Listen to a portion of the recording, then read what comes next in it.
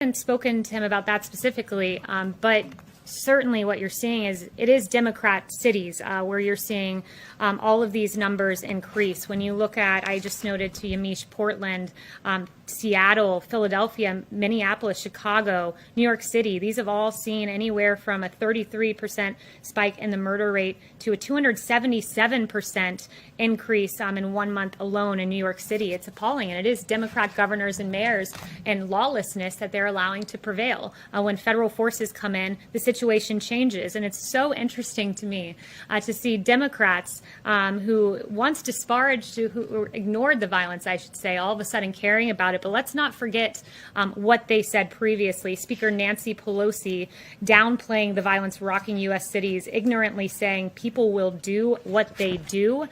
Jerry Nadler, when asked about Antifa, he said that was a myth that's being spread around Washington, D.C. It's not a myth. In fact, an Antifa individual took the life of an innocent Trump supporter in Portland.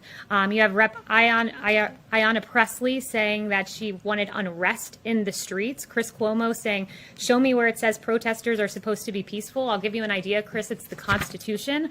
Don Lemon saying, quote, the rioting has to stop, Chris, as you know, and I know it's showing up in the polls, it's showing up in the focus groups. It's the only thing right now that's sticking. So now all of a sudden, 90 days later, I from this podium have talked about law and order. The president has talked about law and order repeatedly, but because the polling has shifted, now it's time for the Democrats to deny what they said previously and all of a sudden focus on law and order.